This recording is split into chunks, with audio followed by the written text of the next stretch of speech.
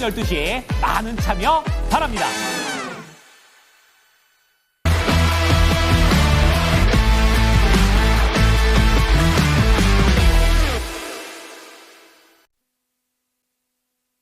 이슈 딥다이브 시장의 중심 이슈 깊이 들어가서 분석해 보겠습니다. 오늘 화요일 헤르메스 스탁의 김시은 팀장, 퍼스트 프라임 리서치 손여로 팀장입니다. 두 분 안녕하세요. 네, 안녕하세요. 안녕하십니까? 네, 먼저 첫 번째 주제 보시죠. 시장 반격의 시작은 바이오부터. 바이오주에 대한 관심이 다시 한번 또 붙게 될까요? 일단 12월에 금리 인하에 대한 이야기들이 간만 미국장에서 좀 나왔었고요. 그 전에는 이제 금리를 좀 동결할 수도 있다. 이런 이슈와 함께 꽤나 주가들이 많이 하락한 종목들이 많이 나오고 있습니다. 뭐 대형 증권사에서는 큰 손들이 바이오주에 베팅한다. 이런 기사도 좀 나오고 있는 상황인데요. 구체적으로 두 분 어떤 판단하고 계실까요? 김시은 팀장님. 그동안 좀 쉬어왔기 때문에 다시 한번 움직이는 것이 아닌가라는 생각을 가지고 있고요. 어제부터 조금씩 시장에 대한 변화 흐름들이 나오고 있는데 그동안 잘 움직였던 엔터주들 혹은 기관들의 바텀 피싱 올라왔던 AI 소프트웨어 기업들 같은 경우에는 전일에 좀 변동성이 크게 나왔던 상황들 그리고 어제 하나에어로스페이스라든지 혹은 알테오젠처럼 그동안 기관이라든지 산업적인 측면에 있어서 크게 문제가 없는데 센티적인 영향에 의해서 하락한 업종들이 다시 한번 바닥을 다지고 올라가는 흐름들이 나오고 있습니다.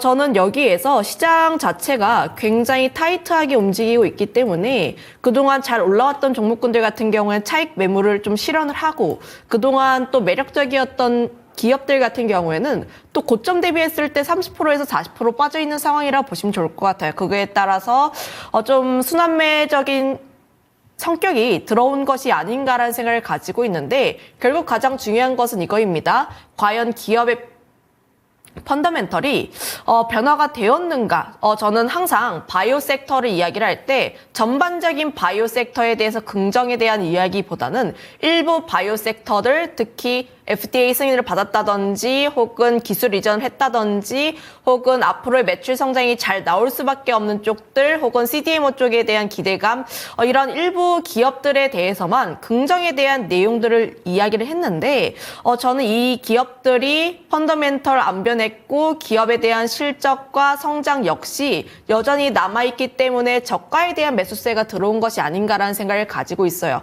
거기다가 더해서 12월 FOMC 쪽에 대한 금리 인하에 대한 기대감이 점점 올라오고 있다라고 보시면 좋을 것 같은데 제가 이번 주 월요일만 하더라도 이제 금리 인상에 대한 확률이 60%대로 알고 있었습니다. 그런데 점점 올라오게 되면서 74%까지 올라오고 있는 상황들 원래 이사 역시도 12월 금리 인하 지지한다 이런 내용들이 코멘트가 나와지고 있고 이번 고용지표가 가장 중요하긴 한데 관련했을 때 지금 뭐 실업률이라든지 혹은 이런 부분에서 저는 크게 문제가 없을 거로 보여지고 있어요. 우리가 주간 실업 청구 건수도 보게 되었을 때 점점 내려가는 형식이 나와지고 있어서 크게 문제는 없을 것이다라고 보여지고 있어서 결국 큰 사이클을 보게 되었을 때 고용에서의 문제가 없게 된다면 금리 인하 같은 경우에는 될 가능성이 높다라고 보시면 좋을 것 같고 우리 한은도 기준금리를 먼저 선제적으로 내렸습니다. 저는 거기에서 뭐 우리나라 이제 성장 문제가 있을 수도 있긴 한데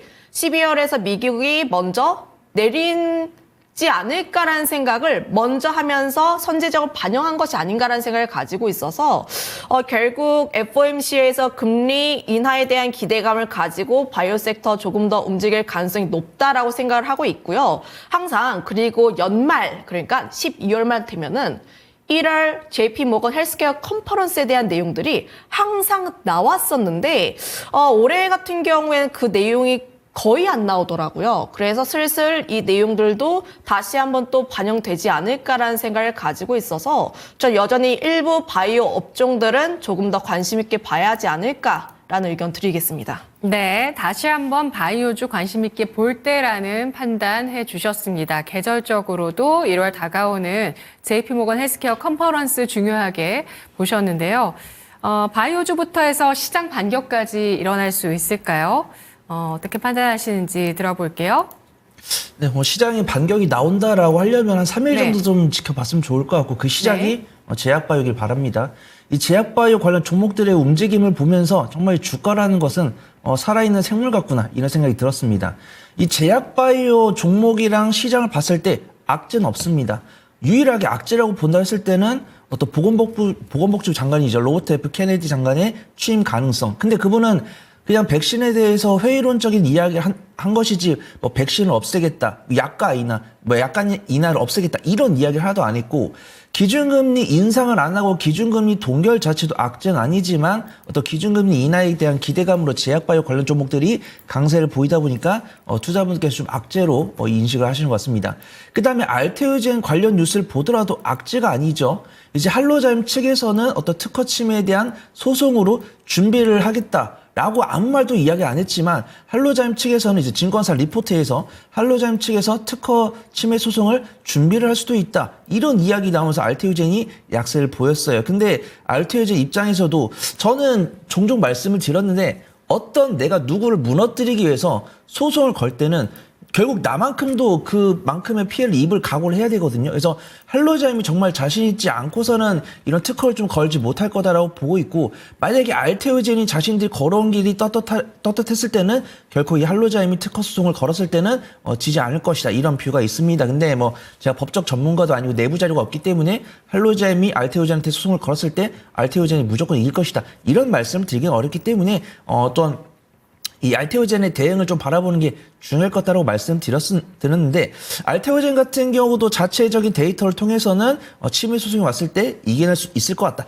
이런 이야기가 나왔고 오늘 알테오젠이 다이치 산케로부터 계약금을 수령했다는 뉴스가 나오면서 이 제약바이오를 둘러싸가지고 악재는 하나도 없다고 판단합니다. 근데 악재가 될 가능성 있는 뉴스들이 나오고 이 악재를 맞닥뜨리기 전에 기대감이 너무 많이 상승했다 보니까 단기적인 차익실현 구실로 이용할 수는 있다라는 판단합니다. 근데 우리가 생각했던 것보다 일간 변동성이나 외국인과 기관의 매도세가 너무 매몰차게 나오다 보니까 일단 내가 수익 중이거나 약손실을 구간에는 대응을 해야 된다라고 말씀을 드렸었고 혹시라도 대응이 마무리가 되신 분들이나 혹은 대응할 수 없는 구간이 있을 때는 차분하게 정신 차리고 대응을 해야 된다라고 보고 있고 지금 제약바이오 관련 종목들이 좀 오기라고 판단되는 종목들은 저번 주 금요일에도 외국인과 기관의 순매수가 들어왔고 약간 좀 오긴가 아닌가 긴가민가한 종목들은 어제부터 외국인과 기관의 순매수가 들어왔으니까 내가 제약바이오를 매매를 해봐야겠다라고 하신 분들은 매수 관점 말씀을 드립니다. 매수 관점을 말씀드리겠지만 지금 시장이 참 그래요. 더 이상 여기보다 악재가 더 나올 수 있을까? 이런 생각을 참 하면서도 악재가 자꾸 나와요. 그래서 악재가 왜 나올까? 트럼프 대통령 당선이 때문인 것 같습니다. 정말 이분은 정부 정책 발언하는 데 있어서 진짜 무서운 게 없으신가 봐요. 정말 아무런 거리낌 없이 이야기를 하시는 분들이 있기 때문에 제가 지금 바닥이다라고 확실히 말씀드리기보다는 한 이틀, 3일 정도 지켜봐야 된다고 판단을 하고 있고 제약바이오를 공략을 하겠다? 공략을 해도 된다라고 말씀드립니다. 하지만 일단은 이틀, 3일간에는 좀 단기적인 관점으로 그다음에 내가 이미 고점에 좀 물려있다라고 하신 분들께서는 조금 이 소가리를 좀 덜 하셔도 되지 않을까 그렇게 판단하고 있습니다. 네, 우리가 부담을 느끼고 있는 이 트럼프 불확실성, 트럼프 대통령 당선인의 취임식이 아직 한 달도 넘게 남았기 때문에 아직은 시장이 완전히 바닥을 잡았다고 판단할 수 있을 만한 요소들은 불확실하다, 글쎄요라고 의견을 주셨습니다. 지켜보도록 하죠. 일단 바이오주의 반등에 대해서는 긍정적인 판단을 두 분 모두 해주셨고요. 그렇다면 탑픽 있으신지 김시은 팀장님 의견 여쭐게요. 언제나 바이오 얘기하면 알테오젠 이야기밖에 안 하는 것 같은데 저는 항상 알테오젠이 떨어졌을 때마다 매력적인 구간대가 아닌가라는 생각을 가지고 있어요. 두 가지에 대한 노이즈에 있어서 회사 측에서 굉장히 적극적으로 대응을 했다라는 점들 그리고 다이치 산교로부터 계약금을 수령을 받았는데 문제가 있는 기업이라면 과연 수령을 받았을까라는 생각을 가지고 있고 SC 쪽에 대한 FDA 승인이라든지 이 타임라인 자체가 점점 짧아지고 있어서 결국 앞으로 그려낼 수 있는 알테오젠의 실적에 대한 기대감은 상당히 높다라고 보시면 좋을 것 같습니다. 물론 지금 다시 한번 바닥을 다지고 올라가는 흐름들이 나와주고 있기는 한데 다만 지금 여기에서 V자 반등이 무조건 나온다라기보다는 이전에 27만 원 라인대에서 35만 원 라인대까지 단타성 물량들이 굉장히 많이 들어왔어요. 그때 당시에 거래대금 1등 뭐 이렇게 단타성 물량들이 굉장히 많이 들어와서 이 물량들을 어떻게 소화해 나가는지가 가장 중요하지 않을까라는 생각들, 다만 눌림이 나왔을 때마다 좀 분할 매수에 대한 의견은 저는 여전히 좀 계속 드리겠습니다. 네, 알겠습니다. 손여로 팀장님의 탑픽은 어떤 종목이시죠? 네, 저는 좀 많이 갖고 왔습니다. 저는 알테오젠이랑 한올 바이오파마랑 D&D 파마텍 보고 있고요. 일단 이제 제약 바이오라고 하더라도 다양한 섹터들을 구분할 수가 있죠. 뭐 신약 개발 기업, 뭐 CDMO 기업, 바이오 시뮬러 기업, 플랫폼 기업, 비만 당뇨 치료제, 그다음 뭐 비만 당뇨 치료제도 뭐 피하이냐 아니면 경구용이냐 뭐 정맥 주사용이냐 이런 식으로 나눌 수 있는데, 일단 변동성은 ADC가 가장 큰 것으로 판단이 되고 있고, 바이오 시밀러는 이제 정말 간단하게 저변에 저가 매수가 들어오고 있는 거 판단되고 있고, 비만 치료제 같은 경우는 5개 안에서 외국인과 기관 수급이 들어오고 있는 것 같습니다. 그래서 이런 전반적인 제약 바이오 수급을 봤을 때는 알테오젠과 한올 바이오파마랑 D&D 파마텍을 권해드리고, 알테오젠 같은 경우도 저도 이제 늑배를 탔지만 저도 말씀을 드리고 있습니다. 물론 알테오젠이 예전에 15만 원, 20만 원 때 강력하게 말씀을 못 드렸지만 35만 원에서 40만 원 도착했을 때는 어떤 내가 알테오젠을 가지고 작년처럼 큰 수익을 가져가고자 라기보다는 약간 적금을 덧듯이 좀 매수를 해보자라고 말씀드렸었고, 지금도 알테오젠은 생각보다 낙폭은 좀 크게 기록을 했지만 외국인과 기관의 순 매수세가 좀 빠르게 들어오는 모습이에요. 그래서 옛날에 공매도가 가능했던 시점이라고 한다면 지금 같은 경우 외국인과 기관의 순매수가 찍히는 부분들이 공매도에 대한 환매수다 이렇게 말씀을 드리겠지만, 현재는 공매도가 불가능한 상황이기 때문에 알테오젠을 단기 차익을 한 것은 맞지만 다시 한 번 더 눌림목에서 저가 매수를 하고 있고, 그 기간이 3일 이상 지나갔기 때문에 알테오젠 같은 경우 좀 안전하다 그렇게 판단을 하고 있고요. 밸류에이션을 좀 해봤습니다. 지금 알테오젠이 수령하고 있는 기술료 마일스톤이 약 1,500억에서 2천 정도 되고 있고, 지금 뭐 머크사라든가 사노피라든가 다이치 상교라든가 이렇게 거대 제약사가 3개 정도 있고, 올해 이제 내년까지 만기되는 블록버스터 신약이 15개 정도 됐을 때 할로자임과 이제 한 3대 1 정도 양분을 하겠죠. 그러면 알테오젠이 한 10개, 11개 정도 파이프라인 갖고 왔을 때 기술 이전에 대한 파이프라인은 가지수당 1,000억 정도. 그 다음에 이제 실제 시판으로 들어갔을 때는 예를 들어서 지금 유한양이 3,000억을 수령했잖아요. 랭라자를 통해서. 그러면 알테오젠 같은 경우도 이거는 저는 리포트를 봤을 때 알테오젠이 신약 수출한 거에서 최근 이제 향후 3년 동안 기대되는 마일스톤이 약 8천억 가량이라고 했습니다. 그러면은 8천억이라고 했을 때는 12개월 선행포가 한 30이 안 됩니다. 근데 알테오젠 제약바이오 관련 종목이 퍼가 30이 안 된다? 이거 좀 굉장히 매력적이다라고 판단되고 있고, 근데 시간 관계상 알테오젠 여기서 말씀드리니까 이제 적금 개념을 모아가면 좋을 것 같고, 한올 바이오파마랑 D&D 파마텍 같은 경우는 기술적 위치가 박스권 하단부에서 맥점을 잡고 있고 외국인과 기관의 순 매수세가 들어오고 있어요. 그 다음에 실제 파이프라인 수출로 마일스톤을 수령한 이력이 있는 기업들입니다. 그 다음에 다양한 파이프라인 갖고 있고, 뭐 경궁 비만 당뇨 치료제 관련해서 북미에서 임상을 진행한다고 했으니까 그 기대감에 외국인과 기관의 수급 들어오고 있으니까 상대적으로 안전한 기업으로 보인다. 그렇게 말씀을 드리도록 하겠습니다. 네, 바이오주 탑픽 알테오젠 두 분 모두 꼽아주셨고요. 그리고 손여로 팀장은 이 밖에도 한올 바이오파마 D&D 파마텍 보고 있습니다. 다음 주제 보겠습니다. 금융주 기관의 폭풍 매수. 오늘장도 지금 기관 수급을 보니까 금융주에 대한 매수세가 들어오는데, 뭐 KB금융, 삼성증권, 신한지주, 하나금융지주. 근데 신한지주가 11월에 뭐 한 이틀 빼고 계속 기관이 샀던 종목입니다. 이 금융주의 움직임 어떻게 판단해야 될까요? 김시은 팀장님? 뭐 두 가지라고 보시면 좋을 것 같아요. 배당에 대한 매력, 그리고 주주 환원에 대한 기대감이라고 보시면 좋을 것 같은데, 통상적으로 기관 쪽에 대한 매수세가 적극적으로 들어오고 있는 이유는 연말이기 때문이 아닐까. 항상 기관들 같은 경우에는 배당주를 계속해서 연말마다 모아가는 특성이 있기 때문에 그에 대한 흐름이라고 보시면 좋을 것 같고, 작년부터 또 배당 라길이 변경이 되고 있는 모습이 나오고 있는데, 대부분의 배당주들 같은 경우가 12월 말에서 한 3월 말에서 4월 초로 변경이 되었습니다. 그러면 배당에 대한 기대감이 모아가는 구간 속에서 배당 라길 같은 경우 뒤로 늦춰지게 된다면 그에 대한 관심을 조금 더 이어갈 가능성이 더 높지 않을까라는 생각을 가지고 있고요. 거기다가 더해서 금융주들 같은 경우 주주 환원 쪽에서 굉장히 적극적인 흐름들을 보여주고 있는데 거기 지금 지수 밸류업에 대한 부분들 역시도 함께 부각되는 부분들이라서 결국 이슈와 맞물리고 있는 데다가 더해서 배당 쪽에 대한 기대감들 그리고 수급적인 측면까지 더해지면서 최근 강세에 대한 흐름들이 나오는 것이 아닌가라는 생각을 가지고 있어요. 거기다가 지금 아무래도 시장 자체가 워낙 안 좋다 보니까 방어주 쪽에 대해서 좀 긍정에 대한 모습들 그리고 또 기준금리가 인하하게 되면서 배당에 대한 매력도가 증가할 수밖에 없지 않을까라는 생각을 가지고 있는데 우리가 예를 들어서 1,000만 원이라는 돈을 은행에 예치해서 받을 수 있는 이자와 그리고 이 돈을 배당주에 투자함으로써 받을 수 있는 연간 수익률을 기대를 해보면은 배당주가 조금 더 낫지 않을까라는 생각을 가지고 있고요. 다만 제가 항상 배당주에 대해서 언급을 드릴 때는 1년 할 거라면 배당도 투자 안 하는 게 낫다라고 생각을 하고 있고 음. 우리나라 기준으로 했을 때 최소 10년 이상은 투자할 계획이면 네. 저는 역시 긍정에 대한 의견을 한번 드려보도록 할게요. 네, 알겠습니다. 탑픽으로 어떤 종목을 보실까요? 진정한 배당주, 배당받아서 현금으로 만들 수 있는 종목으로 보시는 종목 주실 것 같습니다. 손희로 팀장님은 금융주, 기관의 폭풍 매수 어떻게 보실까요?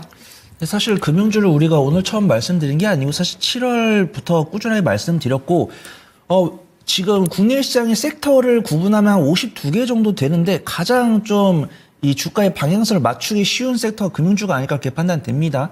우리가 7월 달에는 어떤 밸류업에 대한 기대감, 그다음에 9월 달과 11월 달에는 어떤 밸류업에 대한 이제 재료 소멸로 단기 차익이 나온 다음에 실제 ETF 자금이 투입됐을 때 혹은 11월 중순부터 이 배당 시세를 가져가기 위한 자금이 들어올 거다. 그다음에 이제 ETF가 출시되면서 금융 자금이 2천억에서 2천억이 이제 11월 21일에 들어오고 12월 20일에 밸류 지수가 수정이 되고 그다음에 ETF 펀드 자금도 2천억에서 5천억까지 늘어갈 것이다. 이런 이야기 나왔습니다. 그다음에 우리가 이 포트폴리오 구축할 때 무위험 수익률 이런 거 책정을 하거든요. 근데 무위험 수익률 책정하기가 가장 수월한 섹터가 금융주입니다. 왜냐면 우리가 뭐 이자 수익률이나 배당 수익률이나 그다음에 ROE나 이런 것들 우리가 반영을 해서 산식에 넣어서 무위험 수익률 책정을 하는데 그 중에서도 오차가 크지 않은 섹터가 금융 섹터이고 안타깝게도 기준금리가 인상이 되면서 금융주들이 예대마진 이자가 높다 보니까 실적이 잘 나오고 있어요. 생각보다 채무자 분들께서 파산을 하기보다는 채무를 갚는 쪽으로 행동을 하고 있기 때문에 금융주들이 실적이 잘 나온 것이고 증권사 같은 경우 안타깝게도 이 PF 리스크가 발목을 잡다 보니까 증권사들 좀 실적이 안 나오는 모습입니다. 그래서 화재 부분이랑 금융주들 실적이 잘 나오면서 주주환원 정책을 하겠다. 그다음에 정부에서 주주환원 정책을 하라고 했을 때 우리가 알만한 대형주들은 주주환원 정책을 공시를 하면서 그 수혜를 입는 모습들입니다. 그래서 일단은 지금 이제 매수를 했을 때는 매수는 가능하지만 기대 수익률은 조금 낮춰야 될 것 같아요. 제가 많은 전문가분들께서 이야기를 하고 계시고 저도 모닝 스탠바이에서 배당주를 거의 11월 초부터 말씀드렸기 때문에 내가 차라리 12월 중순 이전에 투자를 할 거면 내가 배당 수익에다 시세 차익까지 가져갈 수 있지만 11월 중순 이후에 누구나 다 배당주를 생각하는 11월 중순 이후에 접근할 때는 네. 시세 차익은 조금 줄이면서 배당 수익을 가져가는 게 맞다라고 판단을 하고 있고 지금 방송 시청하시는 분들께서는 아무리 늦어도 12월 중순 이전에 좀 배당주를 편입하시는 게 좋을 것 같아요. 이제 12월 중순 이후부터는 공공연하게 배당주를 언급하는 사례가 많아질 것이고 현금 배당 같은 경우는 배당락에 따라서 주가가 조정돼서 이제 거래가 재개되기 때문에 12월 중순에 내가 배당을 먹으려고 들어갔다가 오히려 배당락에 손실을 먹는 경우가 있으니까 반드시 좀 유심히 보셔야 될 것 같고 이미 이 밸류업 지수에 포함이 돼 있는 종목들보다는 밸류업 지수에 포함이 될 것이다라고 예상되는 종목을 유심히 보시는 게 좋을 것 같습니다. 네, 두 분 다 지금은 시세 차익을 노리고 이 배당주, 금융주에 들어갈 시기는 아니라고 판단을 해 주셨는데요. KB금융 기준으로 봤을 때도 장대 양봉 올해 80% 넘게 올랐습니다. 이렇게 됐을 때 배당락이 나오면, 배당락 나오는 시기에 나오면 그게 좀 크게 나올지 이것도 좀 궁금한데요. 탑픽 꼽아주시죠. 배당락일 같은 경우에는 크게 나오기보다는 배당 받은 만큼 떨어집니다. 그리고 그때 또 배당 쪽에서 매력이 없다고 생각되시는 투자분들이 그때 많이 떨어질 것으로 보여지고 있기 때문에 내가 좀 크게 시세 차익이 나왔던 종목군들에 접근할 때는 바로 배당락일 나왔다고 접근하는 게 아니라 한 달에서 두 달 정도 텀을 둔 다음에 그때 저가 매수에 들어가는 게 조금 더 유효하지 않을까라는 생각을 가지고 있고요. 결국 가장 중요한 것은 내가 배당주를 투자를 할 때 또 배당에 대한 부분들이 얼마 많이 늘어날 수 있는지, 즉 기업의 성장이 얼마 많이 나오는지가 중요하지 않을까라는 생각을 가지고 있는데 금융주에서 보게 된다면 저는 KB금융이 제일 나아 보이고 좀 개별적인 기업으로 보게 되었을 때는 HD 현대마린솔루션이라는 기업이 있습니다. 왜 조선주냐라는 이야기가 나오는데 배당 성향이 굉장히 높은 기업이기도 해요. 네. 지금 당기순이익의 50%에서 70% 정도의 배당 성향을 약속을 했는데 지금 3분기 실적이 굉장히 잘 나왔습니다. 그러면 결국 실적이 계속해서 개선이 될 수밖에 없고 현재 조선 쪽에 대한 슈퍼사이클에 대한 기대감 역시도 함께 나와 있는 부분들이라서 저는 지금 시세 차익과 배당 쪽에 대한 매력도를 조금 더 느끼게 된다면 HD 현대마린솔루션이 조금 더 나은 선택지가 되지 않을까라는 의견도 한번 드려보도록 할게요. 알겠습니다. 10년 정도의 기간을 둔 배당주로는 KB금융을 보셨고요. 손여로 팀장님은 금융주 가운데 탑픽 어떤 종목이실까요? 네, 저는 BNK 금융지주랑 JB금융지주 보려고 합니다. 일단 밸류업 지수에 포함이 안 된 종목에서 골랐고요. 포함될 가능성이 높은 종목에서 골라봤습니다. 일단은 하나금융지주가 가장 유력하다라고 보고 있고 그 뒤로는 이제 BNK 금융지주랑 JB금융지주인데 저는 이 무위험 수익률에서 착안을 했습니다. 그래서 이 금융주 중에서도 이 금융주 안에서 실적이 가장 잘 나온 종목들 위주로 그다음에 ROE가 높거나 퍼가 낮은 종목들 위주로 그다음에 공시를 봤을 때 이들이 가져가는 실적에서 주주환원의 몇 퍼센트를 하겠다. 그다음에 몇 퍼센트는 자사주를 매입하거나 그다음 자사주 매입 같은 경우는 자사주 소각을 하겠다. 이렇게 공시한 종목들에서 꼽아봤고 그래서 지금 BNK 금융지주랑 JB금융지주 같은 경우는 단기 순액에서 가장 높은 뭐 30%, 45%가량을 주주환원에 쓰겠다고 했었고 이 중에서는 절반가량을 자사주 소각에 쓰겠다. 이렇게 이야기했을 때 BNK 금융지주 같은 경우는 무위험 수익률 한 6% 잡을 수 있고요. JB금융지주 같은 경우는 9% 잡을 수 있습니다. 그런데 제가 이렇게 말씀드린다고 해서 현재가로 바로 사시기보다는 분할 매수 관점으로 내가 이 종목을 매매했을 때 마이너스 6%, 마이너스 9% 이상의 손실을 내가 이제 평가 손실을 가져가지 않는다고 했을 때는 무조건 수익 난다는 마인드로 분할 매수 진행을 해보시면 좋을 것 같습니다. 네, 알겠습니다. 손여로 팀장은 BNK 금융지주, JB금융지주를 그리고 김시은 팀장은 KB금융, HD 현대마린솔루션을 꼽아줬습니다. 마지막 주제 보시죠. 테슬라가 보여줄 자율주행 시대. 밤사이에 테슬라의 주가도 이런 자율주행 소프트웨어 업그레이드 출시 등 소식에 따라서 상승이었는데요. 김시은 팀장님. 저는 계속 봐야 하지 않을까. 저희가 계속 이야기를 했던 게 테슬라에서 자율주행 그리고 스페이스 X와 같은 우주항공 쪽은 우리가 계속해서 지켜볼 필요가 있지 않을까라는 생각을 가지고 있어요. 특히 월가에서도 테슬라 쪽에 대한 목표 주가 변경 흐름들이 굉장히 많이 나오고 있는데 400달러 이상도 좀 목표 주가가 나왔고 제가 좀 유의미하게 봤던 쪽은 그동안 하락을 외쳤던 쪽에서 갑자기 롱 포지션으로 바뀌었습니다. 목표 주가가 85불에서 380불로 상향 조정된 부분들도 있어서 결국 지금 같은 구간에서 테슬라 같은 경우는 조금 더 상승에 대한 여지가 크게 나올 수밖에 없다라고 보시면 좋을 것 같고 특히 일론 머스크 자체가 또 트럼프의 지지로 인해서 브랜드 쪽에 대한 매력도가 더 크게 증가하고 있다라는 점들을 감안을 하면 저는 캐즘 구간에도 불구하고 테슬라는 좀 살아남지 않을까라는 생각을 가지고 있고요. 거기다가 더해서 현재 잘하고 있는 게 자율주행 특히 FSD라는 부분들인데 결국 여기서 데이터가 더 많이 쌓이고 더 활용성이 높아지게 되면 결국 그 안에서 테슬라를 이길 수 있는 기업은 거의 없다라고 보시면 좋을 것 같습니다. 이길 수는 있겠죠. 하지만 저는 거의 없다라고 보고 있기 때문에 저는 테슬라를 중심으로 그와 연관되어 있는 국내 밸류체인 역시는 조금 더 체크를 해볼 필요가 있지 않을까라는 의견을 한번 드려보도록 하겠고요. 우리나라 관련 종목군들을 보면은 자율주행 쪽도 있고 그리고 우주항공 쪽이 있는데 항상 이 트레이드 안에서 순환매적인 흐름들이 빠르게 나옵니다.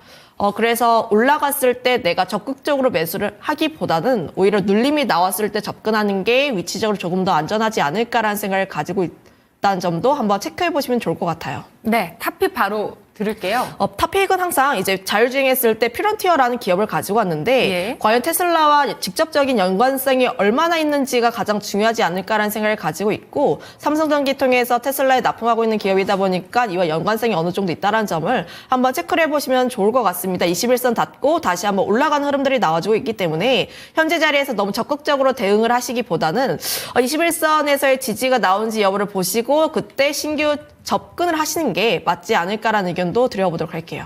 네, 알겠습니다. 하나 주셨네요. 손효로 팀장님 바로 갈게요. 테슬라 그 자율주행 시대 주도할까요? 가장 이 자율주행 시장을 이끌 종목은 테슬라다라고 보고 있고 성장성은 갖췄는데 안정성을 갖출지는 좀 지켜봐야 된다라고 판단을 하고 있고요. 많은 경쟁 기업이 있죠. 알파벳이나 바이두 등 이제 자율주행 사업을 영위하고 있는 기업들이 많은데 그 중에서 좀 테슬라가 우뚝 솟아준다고 한다면 국내에 좀 낙수 효과가 있지 않을까 그렇게 판단합니다. 그다음에 이제 테슬라 같은 경우는 이제 트럼프 대통령 당선인의 중간 선거인 2년간의 정말 좀 강한 주가 움직임이 보이지 않을까 그렇게 판단되고 있고요. 테슬라가 중국 받기 전에는 퍼가 한 55 정도 됐었는데 테슬라 주가가 많이 올라왔잖아요. 지금 보니까 퍼가 한 89 정도까지 올라왔으니까 테슬라를 투자하신 분들께서는 실적보다는 일단 주가 먼저 움직이고 있다. 그 부분을 참고해 주시면 좋을 것 같습니다. 그래서 우리 팀장님 같은 경우는 테슬라 관련 종목을 소개를 해 주셨는데 저는 현대차 관련 종목을 좀 보려고 합니다. 오늘 뉴스가 나왔죠. 현대차가 아마존과의 협업을 통해서 그래서 그런 거죠. 테슬라든 오픈 AI든 자율주행이든 챗 GPT든 독보적으로 치고 나가는 기업이 있다 보면은 경쟁 기업이 있기 마련입니다. 그래서 뭐 알파벳이라든가 아마존 같은 경우도 이 오픈 AI 대항마가 될 수 있는 엔트로픽이나 이런 종목들에 투자를 하듯이 그 대장급 종목이 아닌 주변 종목들은 손을 잡으면서 협업을 해요. 그래서 오늘도 현대차가 국내에선 자율주행 관련해서 가장 사업성을 보여줄 거다라고 생각을 하고 있었는데 아마존과의 협업 뉴스가 나오면서 현대차는 아마존과 협업을 통해서 자율주행 사업을 하겠구나 이런 생각이 들었습니다. 그래서 저는 국내 관련 종목들 접근하는 게 좋을 것 같아요. 그래서 이 테슬라 관련 종목이다라고 평가되는 종목들도 일간 변동성이 크지만 확실하게 국내 정부 정책을 얻을 수 있고 현대차랑 관련 있는 종목들이 상대적으로 안전할 수 있다고 판단되고 있고 바닥권에서 외국인과 기관 수급 들어오면서 눌림목 만들고 있으니까 상대적으로 안전한 종목이 되지 않을까 그렇게 판단하도록 하겠습니다. 네, 종목으로 슈어소프트테크, MC넥스 그렇습니다. 지금 현대차에 네. 자율주행 소프트웨어를 납품을 하고 있는 기업은 슈어소프트테크이고요. 예. 그다음에 현대모비스의 전장용 카메라 모듈을 납품하고 있는 기업은 MC넥스이기 때문에 그 두 종목 유심히 보시면 좋을 것 같습니다. 알겠습니다. 자율주행 주제로 두 분의 의견 확인해봤습니다. 테슬라 쪽을 보시는 김시은 팀장님은 테슬라와 퓨런티어 그리고 현대차 쪽의 자율주행 관련주를 보시는 손혜로 팀장님 슈어소프트테크 MC넥스 꼽아주셨네요. 두 분의 분석 여기까지입니다. 고맙습니다.